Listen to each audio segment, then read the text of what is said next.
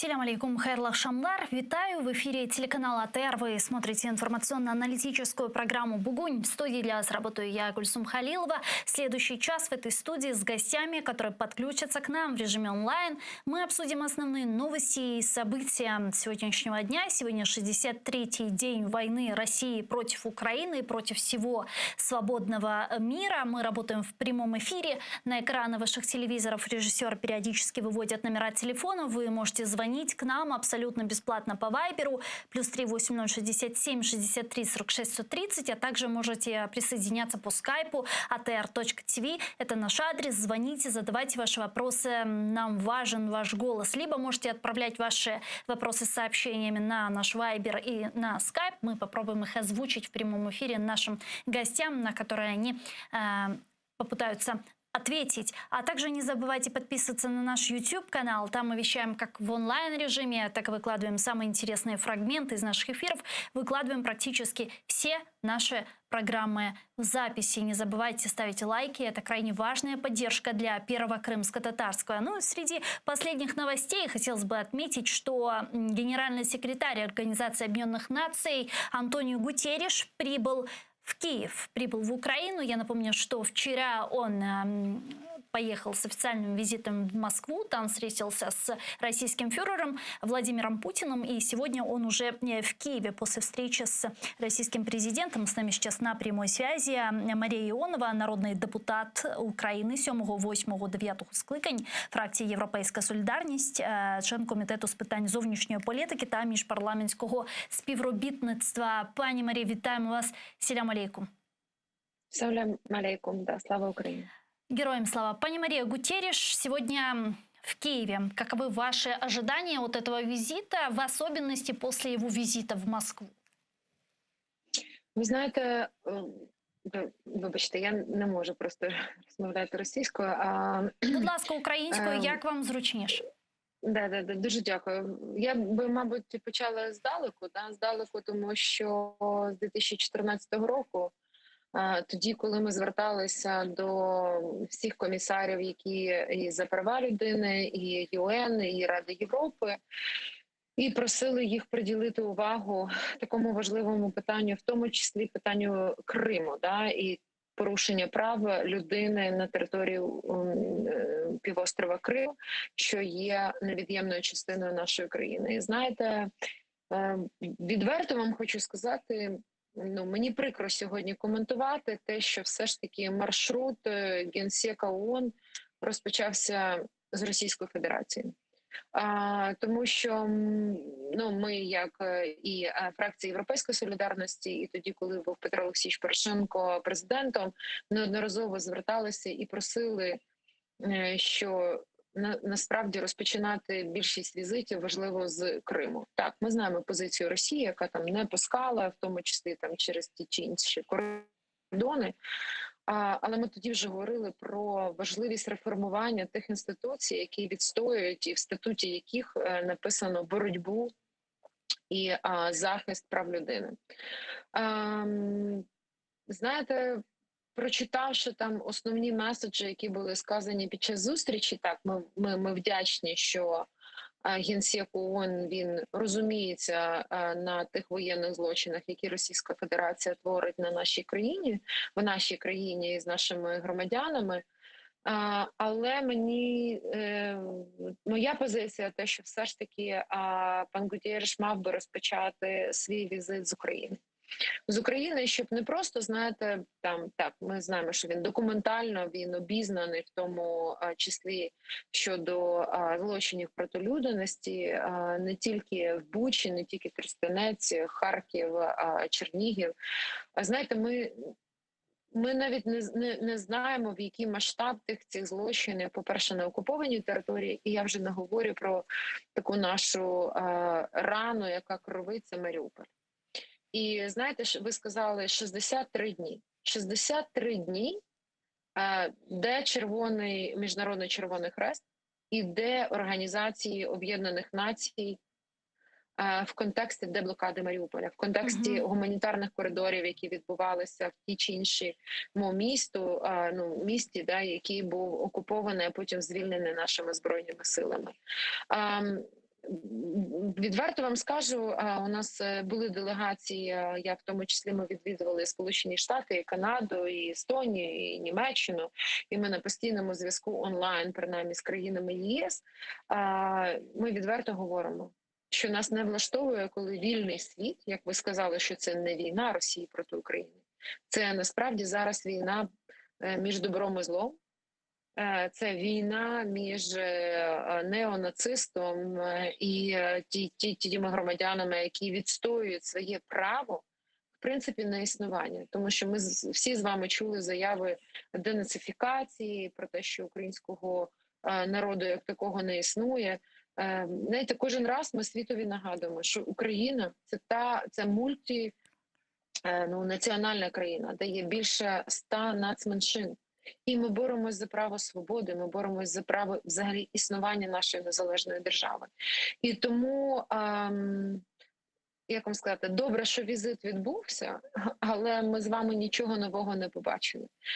Так, якісь були дані обіцянки військовим злочинцям, да? Тобто та людина, яка є керівником насправді країни-терорист, тому що я не виключаю тут відповідальності громадян Росії, які, на жаль, підтримують війну в Україні.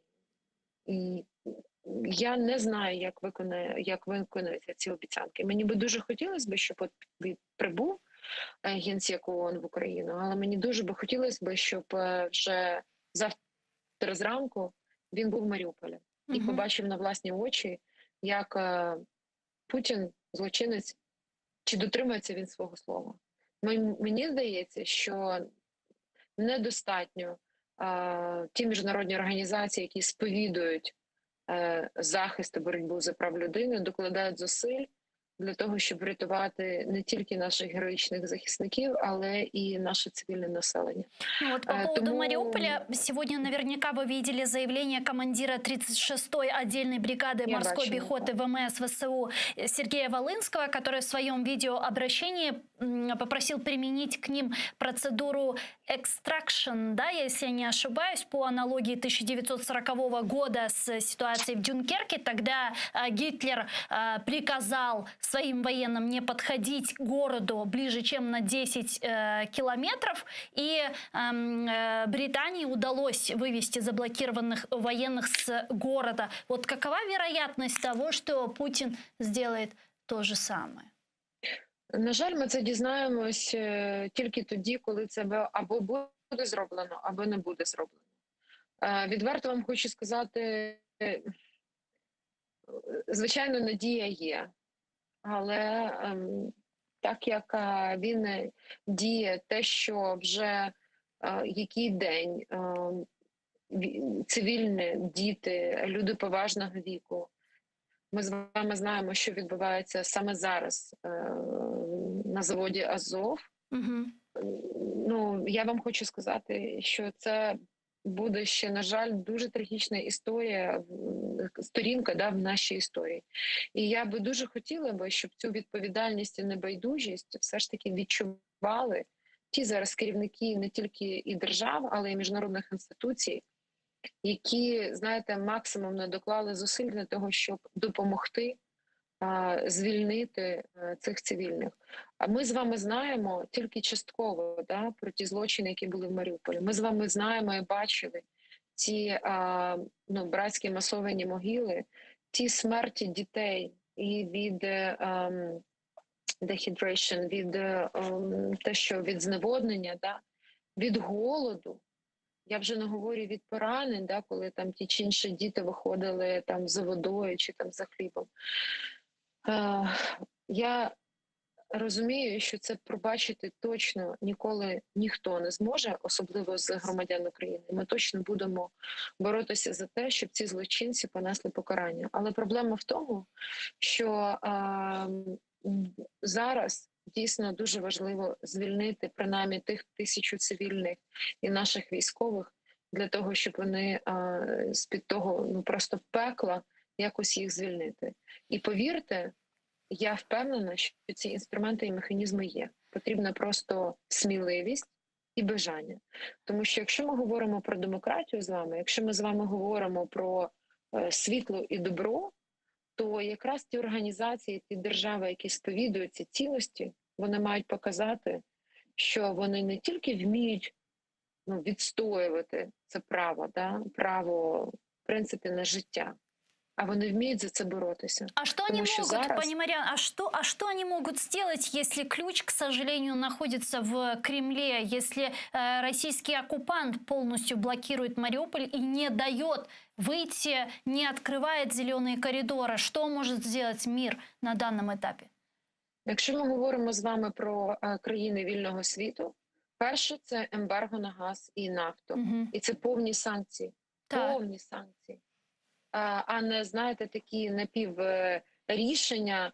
І я вже не говорю про те, що деякі країни говорять, там до кінця 2022 року ми там відмовимось від нафти. Ні, зараз якраз час показати, що дійсно ці країни борються і вміють боротися за основну цінність демократії, а це життя людини. І вибачте, ми, як українці, ми зараз боремось за те, що ми тільки хочемо бути незалежними, і ми боремось за свободу, тобто проти імперіалізму, проти диктатури. І знаєте, вони можуть зробити. А чому б генеральному секретарю ООН не поїхати в Маріуполь? Чому не зібрати групу людей з Міжнародного Червоного Хреста? Чому не взяти росіян, представників церкви? Не знаю, це його питання. Але він має ці механізми особисто показати своїм прикладом, який згідно в нього статуту написано, що він зобов'язаний захищати ці права людини, показати. І вибачте, тоді, якщо ще досі світ не усвідомив те, що за столом переговорів сидить абсолютно скажений вбивця-маньяк, який вбиває не військових тільки, він вбиває цивільне населення, він його гвалтує, він його депортує, він його краде. Ви самі знаєте, скільки людей, як на півострові Крим, було ще з 2014 року, і викрадено, і зниклих безвісті, і тих людей, яких просто за свою позицію відправляли в тюрму, і ми, на жаль, долю них не знаємо. Так, у нас є списки, так, у нас є імена, а ми долю цих людей не знаємо. Так само і зараз. Але це вже, вибачте, питання не десятків, це вже питання тисячів людей. І тому так, ми очікуємо дій. І може цивільний світ зробити. Або постачати дійсно, або постачати дуже важкі озброєння для того, щоб наші Збройні сили мали можливість деблокувати Маріуполь. Деблокувати Маріуполь дронами неможливо. Деблокувати Маріуполь без повітря неможливо. Так, ми протистоїмо ворогу. Але я хотіла би нагадати, що так само, на жаль, вільний світ думав, що Україна впаде за 7 днів. Угу. А це вже 63-й день, і ми платимо життя. І тому для нас час дійсно має дуже велике значення. І я впевнена, що наразі ми маємо не забувати теж і про Крим, і відстоювати, і виборювати, і звільняти нашу територіальну цілісність. Звичайно. Дякую вам дуже, пані Марія Чухсагулна, що в наше время підключились к нам в ефір. Слава Україні! Дякую. Марія Іонова була з нами на прямому зв'язку. Народний депутат, фракція «Європейська солідарність». А зараз до нашого ефіру доєднується голова Меджлісу кримсько-татарського народу Рифат Чубаров. Він зараз нас чує. Рифат ага, селям алейкум, хайрлах шамлар. Хайрлах шамлар, доброго вечера всем. Доброго вечера. Рифат ага, вот как раз сейчас пани Мария обсуждали визит Антонио Гутерриша, генсека ООН в Киев. Вот буквально 20 минут назад он прибыл сюда, а вчера был в Москве, встречался с Путиным за этим 30-метровым столом. Они сидели и разговаривали. Какой сигнал несет тот факт, на ваш взгляд, что он едет сначала в Москву, а потом в Киев? Ну, давайте, можливо, я не буду, скажімо так, детально намагатися вибудовувати якусь конспірологічну лінію, виходячи з черговості його відвідування ним столиць. Ну, мені казалось, це дуже символічно. Ну, дивіться, дійсно, тут можна говорити про те, що Дивіться взагалі, як відбувалися зустрічі. Ердоган, Путін, потім Дуда, президент Польщі, і тепер буде Зеленський. Но зрозуміло, що в цьому маршруті я би змінив черговість відвідування Києва і Москви. Бо для того, щоб говорити з очільником країни-агресора, а тільки що пані Марія Іонова, народний депутат України, абсолютно правильно примітила, що він є вбивцею, міжнародним злочинцем, то треба було б перед тим, як з ним, якщо вже пан генеральний секретар ООН вирішив з ним зустрітися, чого я також би уникав би на його місці категорично, я писав про це, то якщо вже він так вирішив, то треба було б відвідати Київ, а потім Москву, для того, щоб просто подивитися на позицію країни, яка зі всіх боків, і особливо з точки зору принципів створення ООН, вона була піддана прямої агресії війни, і ця війна вже йде 8 років. Але він поїхав в Москву, тепер приїхав до Києва. Виходячи з того, що ми маємо дізнаватися ЗМІ, я так думаю, що він більш наполягав на вирішенні гуманітарних проблем, в тому числі щодо блокованого Маріуполя, розуміючи про те, що питання припинення війни, воно йому не під силу генеральному секретареві, оскільки від нього тут нічого не залежить, а залежить від Путіна. А на Путіна мають бути задіяні зовсім інші механізми, ніж ті, які, скажімо, задіяв пан Гутерреш. Ну вот пани Мария говорила о том, что Антонио Гутеррешу необходимо просто поехать на Киевскую область и поехать в Мариуполь и посмотреть своими глазами, что там творит путинский режим, какие военные преступления там совершаются российскими оккупационными войсками. Есть ли такая вероятность? Как вы думаете, это вообще возможно? Ну, це був би такий, можливо, хід просто неординарний, але з точки зору, щоб просто розібратися чи зрозуміти, що відбувалося на нещодавно ще окупованих територіях України, включаючи міста і села Київської області або на Сумщині, або які руйнування сталися в Харкові, в Дніпрі, в Одесі. Тут не обов'язково їхати. В нього у Гутерреша всі ці дані є. Є фотографії, є звіти. Тут в Україні працює спеціальна місія ООН з питань прав людини. Вони все це звітують. Ну, звичайно, якщо б він поїхав би і подивився, це був би такий жест. Але міжнародна бюрократія, на жаль, так вона не діє, і з цим треба поки що миритися. Але більш конструктивним є про те, що треба думати, а як далі будуть вибудовуватися після війни міжнародні інституції, включаючи ООН. Якщо б я був би президентом України, боже мій, я цього не хочу і вже ніколи не буду. Будуть молоді, дуже достойні люди. Та й сьогоднішній президент, він виконує чудово свої обов'язки. Але якщо б я зустрічався з Гутеррешем, я б йому сказав би, а давай ми з тобою подумаємо, як будемо вибудовувати нову систему міжнародної безпеки, включаючи найголовний орган, яким є ООН. Щоб не було такого, щоб ви, як генеральний секретар ООН, намагалися цілими тижнями дізвонитися до Кремля, а для вас просто не брали слухівку. От таке було, розумієте? І так далі не може бути.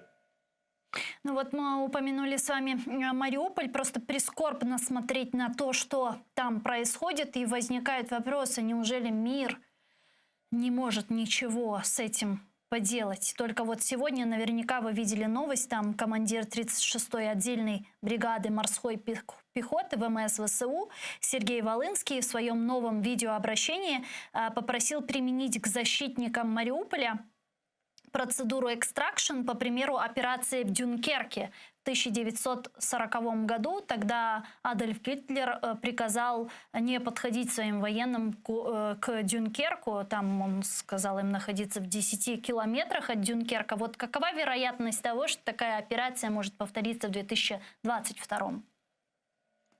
Дивіться, ми можемо безкінечно намагатися вибудовувати якісь версії. Я дивився це звернення. Це просто дуже трагічно. І коли ти слухаєш і не можеш нічим допомогти, і не знаєш, які механізми задіяти, бо їх вже, здається, просто немає.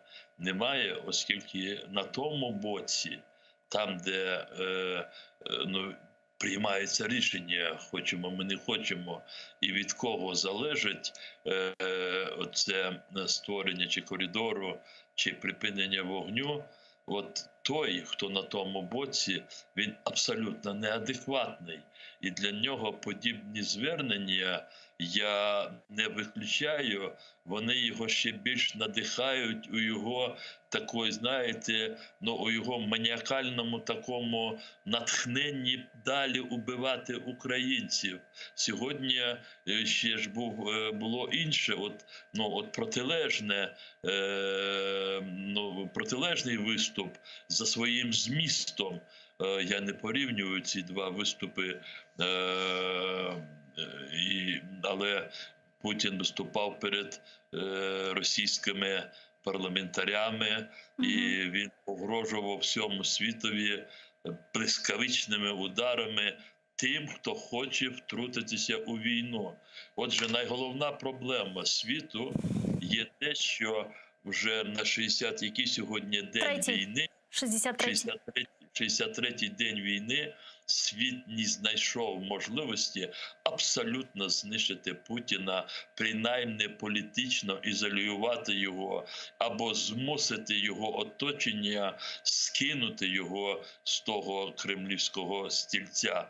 І світ міг це знайти, але світ, деякі країни все, що граються в якісь свої принципи. Як, скажімо, сьогодні ми дізнаємося, що Швейцарія не дозволяє Німеччині продавати цими гепардами, бо ці боєприпаси, які використовуються цими сучасними танками, вони є швейцарського виробництва. Отже, можна все, що завгодно зараз намагатися сконструювати, але поки що треба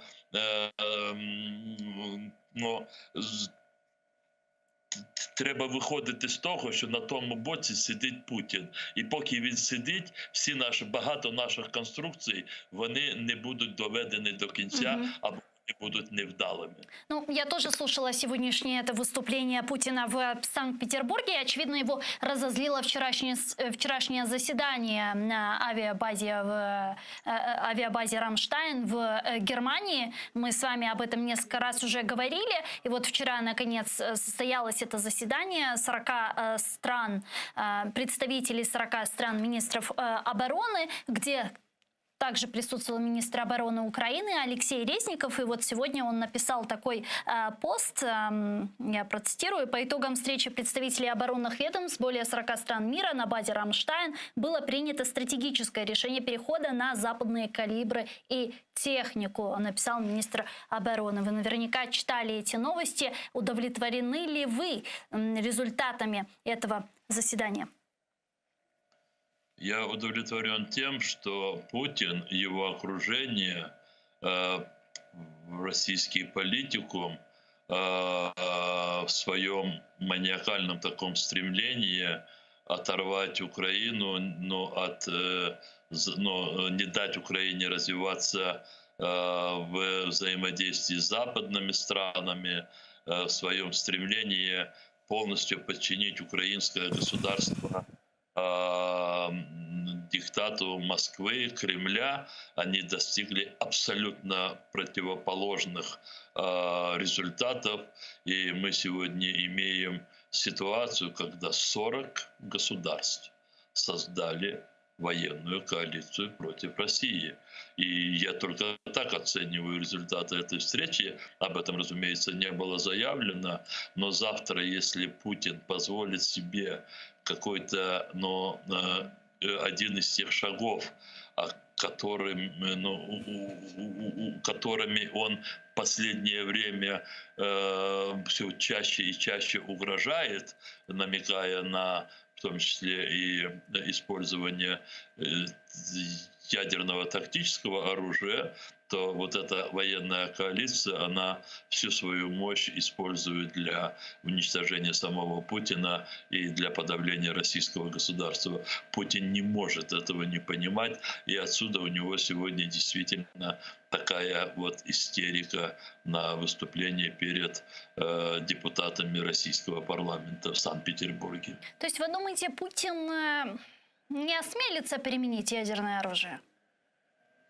Я не могу ответить на этот вопрос, но осмелится, не осмелится, но и он, и все остальные знают абсолютно, что в ответ будет использовано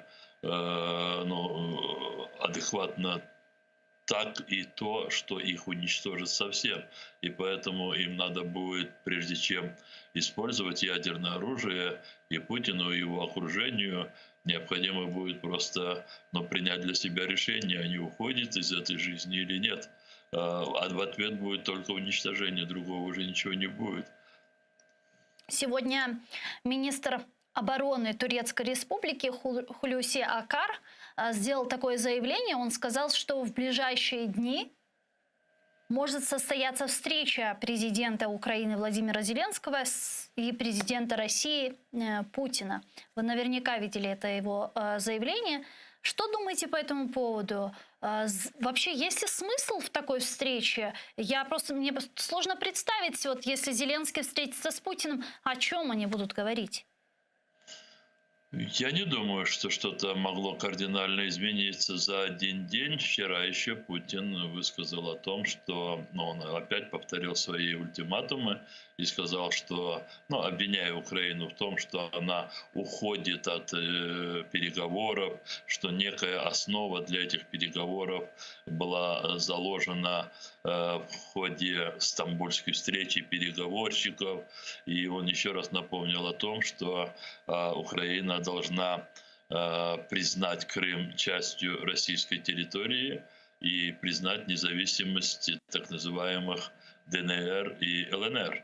И я не думаю, что в этой позиции, вот в этих вопросах за ночь Путин изменил свое отношение. И поэтому сегодняшнее заявление министра обороны Турции господина Акара о том, что в ближайшее время возможно, он сказал возможно, встреча лидеров России, президентов Украины и России, я отношусь с очень большой долей скепсиса.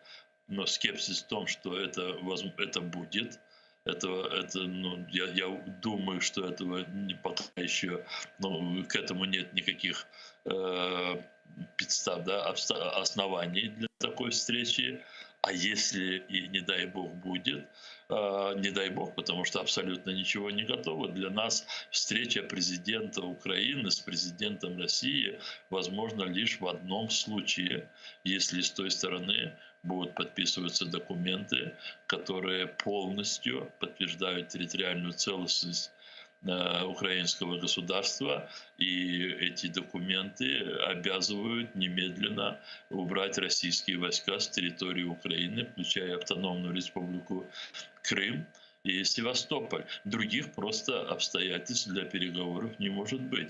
И если даже допустить, что вдруг каким-то образом такая встреча будет, то она будет абсолютно бесполезной, и более того, она будет вредной, потому что после этой встречи, где представитель страны-агрессора просто публично повторит свой ультиматум, а он будет, естественно, отвергнут президентом Украины, то после этого может быть только лишь дальнейшая эскалация военных действий.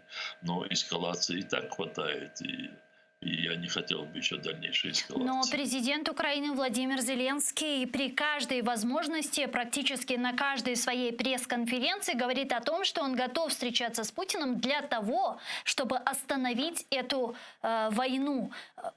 Что может предложить Украина вот в данном случае? Что может предложить президент Украины Владимир Зеленский на такой встрече? Ну, могут быть разные варианты. Я внимательно слежу за всеми публичными заявлениями президента Украины, в которых он касается темы и переговоров, и возможной его встречи с президентом России. Но и вот исходя как раз из анализа всех этих вот акцентов, которые расставляет президент Украины, я исхожу из того, что такая встреча в ближайшее время просто невозможна, потому что она не готова даже в контексте или в рамках вот тех предложений, которые президентом были озвучены и целью которых является прекращение огня, то есть прекращение активных военных действий и выведение российских войск на состояние 24 февраля. Даже если допустить, что целью переговоров есть вот эта позиция, то все равно после этой позиции остается очень много вопросов, которые президенты не могут хотя бы, скажем так, не затронуть в ходе первой встречи.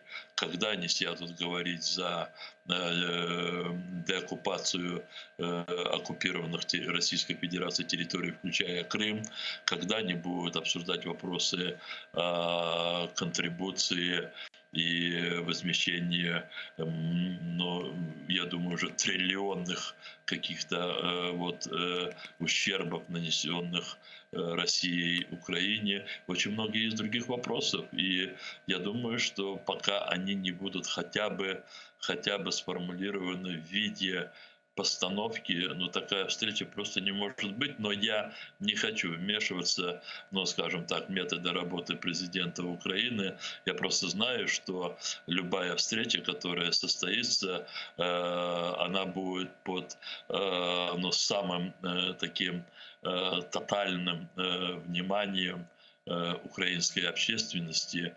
И украинская общественность очень четко знает, каких результатов она хочет от встречи президентов Украины и России. Украинская общественность очень себе ясно и четко представляет, чем закончиться должна российско-украинская война. Действительно, каждый раз в своем выступлении Владимир Путин и вчера непосредственно на встрече с Антонио Гутерришем, он говорит про Крым. Он постоянно упоминает Крым, постоянно говорит о том, что Россия не будет давать никаких гарантий безопасности. Хотя какие здесь она может давать гарантии безопасности, другой вопрос. Но они не будут давать никакие гарантии безопасности, пока не будет решен вопрос Крыма. То есть каждый раз он говорит о том, что Украина должна признать Крым субъектом Российской Федерации. Это была основная цель? Почему для него это настолько важно? Вы знаете, маньяк, убийца, вор, а Путин олицетворяет все эти качества. Маньяк, убийца и вор уже чувствуют свое завершение физическое. Он подошел к своему физическому завершению своего физического существования. И оказалось, что все то, что ему казалось, он останется в истории России, памяти российского народа, все то, что в его представлении должно было быть заполнено в учебниках истории, все это оказалось мифом. ведь он начал в 2014 году с завоевания, с вторжения на Крымский полуостров, с его оккупации, и потом вот эти 8 лет попытки аннексии. И ему казалось, что вопрос Крыма в его представлении уже решен окончательно, и еще чуть-чуть какие-то усилия, и мир с этим согласится. И вот первое, скажем, вот его приобретение, которое он оставляет после себя России, это Крым. Второе — это подчинение украинского государства, и с его точки зрения просто очень такой радикальный шаг восстановления Российской империи, контуры, которые, возможно, он не успеет при своей жизни завершить, формирование этой Российской империи. Но самое главное приобретение — украинское государство, эту огромную территорию, более 40 миллионов населения Украины. Он все это сделает частью Российской империи, которая после него будет успешно далее формироваться. Так думал до последних дней Путин, и этим он хотел остаться в истории. А на деле оказалось о том, что он не только ничего приобрел для России и не оставит своего славного, извините, как он хотел бы, имени в истории России, а наоборот, он завершает жизнь бесславием. Очень большой вопрос сохранения России в тех границах, в которых Россия сформировалась до февраля 2014 года. Очень большой вопрос в сохранении России в том устройстве административно-территориальном, который сегодня закреплен в Конституции, но и неотвратимость наказания за преступления против Украины, совершенные им самим, его окружением в течение уже более 8 лет. Вот все это у него днем и ночью, это уже определяет его сознание, он этим он вынужден в этом находиться и тогда, когда он не спит, и когда он спит, и поэтому он предпринимает последние усилия для того, чтобы хотя бы как человек, который тонет, хватается за соломинку. Крым — это его соломинка. Ну а как тогда в таком случае дипломатически мы можем вернуть Крым? Мы об этом с вами несколько раз говорили. Дело в том, что весь мир должен дальше продолжать свою политику в отношении защиты Украины и защиты, собственно, объединенной Европы. И эта защита невозможна без полного переформатирования Российской Федерации. Путина не должно быть во главе России. Это как минимум. Вторично, это то, что он должен быть осужден Международным трибуналом. И, естественно, когда идет переформатирование Российской Федерации под давлением всех тех механизмов, которые предпринимаются сообществом, здесь и санкции, и другие формы давления, то, разумеется, эта переформатированная Россия освобождается от всех оккупированных территорий. Для меня лично развитие ситуации видится именно в таком направлении. Поговорим про Херсон. Есть такая инсайдерская информация, с которой я бы хотела с вами поделиться, и, возможно, вы ее подтвердите. Сейтумер Ниметулаев, коллаборант, говорят, поехал в Чечню, там он будет встречаться с Рамзаном Кадыровым, и именно Сейтумер Ниметулаев, по данным инсайда, причастен к составлению списков тех активистов, которых потом российские оккупационные власти преследуют на новооккупированных территориях Херсонской области. Это так, Рифат Ага? Есть ли у вас такая информация? Я слышал тоже такие сообщения. Могу сказать только о том, что Сейтумер Неметулаев, один из таких сподвижников президента Януковича до 2014 года на территории Херсонской области. Человек, который в силу особых коррупционных связей с семьей Януковича, он стал собственником очень большого количества земельных площадей. Не будем забывать, что это Херсонская область, это земли, особенно в Геническом, Новотроицком районах, очень такие, с точки зрения сельского хозяйства, прибыльные. И, разумеется, он не хотел этого всего терять, но и поэтому, когда Крым захватывался российскими войсками, он, находясь в Херсонской области, и в надежде на то, что русские войска не остановятся на административной линии между Крымским полуостровом и Херсонской областью, он, в общем-то, начал напрямую работать на Россию. Однако, когда увидел о том, что линия выстраивается все-таки вот на меже его владений, а, собственно, то, чем он пользовался, а это не только земельные площади, это очень много и недвижимости, сооружений, складов, предприятий, техники сельскохозяйственной. Но он был вынужден тогда бежать в Крым, и в Крыму его услугах особо оккупационная власть, но он предлагал свои услуги, но не был востребован.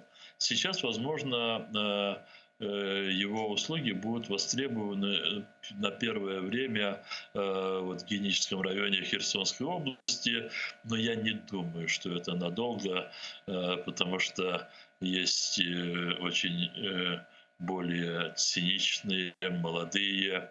Но в цинизме Сейтумер Неметулаев и молодым не даст спуску, но в энергии, там, в связях, конечно, он уже подустал. Если его и используют для каких-то действий по укреплению оккупации России в Херсонской области, это будет очень кратковременно. То, что поедет, он не поедет в Чечню, суетятся сейчас все в Крыму. Те, которые не смогли за 8 лет быть очень близкими к бюджету российских оккупантов, они надеются это наверстать на новооккупированных территориях Украины, в Херсонской, Запорожской областях. И речь тут идет, разумеется, не только о Неметулаеве, речь идет о десятках крымских таких функционеров, по крайней мере, Константинов, глава так называемого Государственного совета Крыма, еще 2 недели назад заявлял о том, что они будут составлять список кадров для укрепления, как он сказал, освобожденных от нацизма территорий. Проще говоря, российская оккупационная власть в Крыму может направить своих пособников на территорию Херсона до того, пока она не найдет более устойчивые с точки зрения эффективности в российских интересах кадры из числа местных, но потенциальных коллаборантов. Сегодня в Херсоне были митинги, наверняка вы видели. К сожалению, там российские оккупанты разогнали митинг, там 4 ранены. Вот такие митинги, на ваш взгляд, что они означают? Могут ли они каким-то образом повлиять на те вышеперечисленные вами процессы? Дивіться, будь-які виступи і ті, які жорстоко розганяються російськими окупантами, а там був дійсно такий, розгон був дуже жорсткий, там використовувалося і стрілкова зброя, там і холостими, але пострілами, і були слізогінні гранати використані. Наскільки я знаю, 4 людини постраждали, і є з опіками, є з вивіхами, ну і таке інше. Але такі акції, незважаючи на жорстокі їх подавлення, вони сконцентровано демонструють неприйняття місцевим населенням ідей руського міра, і вони не приймають саму можливість російської окупації свого краю, свого міста. І зрозуміло, що такі протести вони дають силу тисячам людей, які поки що не наважуються виходити на площі, але вони зберігають відданість української держави. Тут дуже багато значень мають такі виступи, і тому я можу лише сказати про свою вдячність тим мужнім, самовідданим людям, які не бояться окупантів і виходять на вулиці з протестами.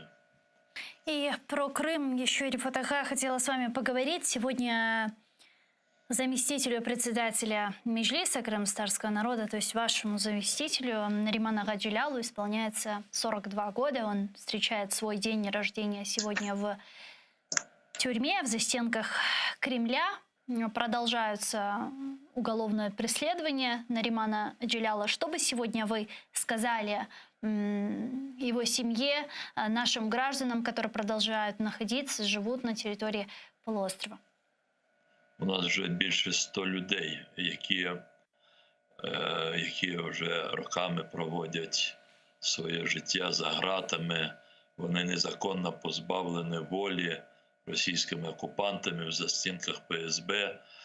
Хто в СІЗО Сімферопольському в очікуванні судилищ, багато хто вже має вироки від російського суду, вироки по сфабрикованих матеріалах.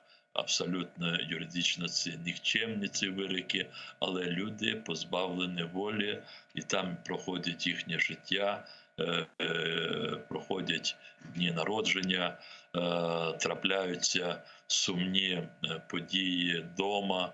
От Наріман Джиляло, перший заступник голови Меджлісу кримстарського народу, який був заарештований 4-го, затриманий, а потім заарештований 4 вересня 2021 року, буквально невдовзі після того, як він приїхав з Кримської платформи, де у складі делегації Меджлісу кримстарського народу приймав участь, він виступав, він разом з президентом України приймав участь у церемонії відкриття офісу Кримської платформи, і російська окупаційна влада йому помстилася за таку його поведінку. І бачите, в нього в цьому році, в березні, здається, 27 березня, помер батько, 84-річний Енвер Ага, і Нарімана майже під конвоєм, але не допустили до прощання з померлим батьком. Це стало, я знаю просто, як його батько любив свого сина, як Наріман дуже відносився з великою повагою до свого батька. І це був першим таким ударом. Зараз його перший день народження, 42 роки. Ну, просто про Нарімана треба сказати, що це один із найпомітних кримсько-татарських політиків. До нього дуже тягнеться молодь. Його дуже поважають люди старшого віку. Ну, це один із наших таких зірочок. Це без всякого перебільшення. В нього вдома 4 дитини, 3 доньок. Аділя, Еміня, Ніаль. Я просто сьогодні для себе ще раз виписав їх імена, бо привітав Нарімана через соціальні мережу і таке інше. В нього син Джеміль. Бачите, 3 доньки і 1 син. Мама ще була. І просто я вчора це сказав на кримськотатарською мовою, ми з вами вели програму, я сказав, що російська окупаційна влада цинічно вирішила також привітати в дужках чи в лапках Нарімана, і вони на сьогодні призначили чергове засідання судилища, де судять його, а також Асана, Азіза, Ахтемових, нібито підготовки, диверсії і таке все інше. І люди сьогодні прийшли на площі перед судилищем цим, вони там кричали, ну такі кричалки, кричалки озвучували на підтримку Нарімана, його вітанням. Я думаю, що близькі також відвідали його маму.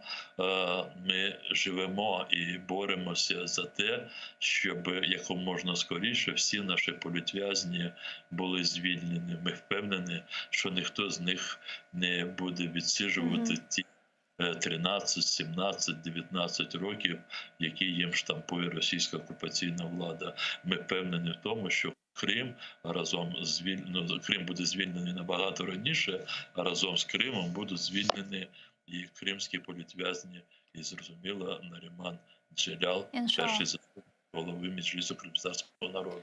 Çok sağ olun Насриф Атага, büyükten büyük teşekkürler. Я надеюсь, что мы с вами увидимся завтра в это же время и продолжим наш эфир на крымско-татарском языке. Teşekkürler. Председатель Меджлиса крымско-татарского народа Рифат Чубаров был с нами на прямой связи. Я с вами прощаюсь. Эфир телеканала АТР продолжает информационная программа «Заман». На украинском языке наши журналисты подготовили для вас самые последние и актуальные новости. Не переключайтесь, оставайтесь первым крымско-татарским. Мы с вами завтра уже увидимся. Коршкенч.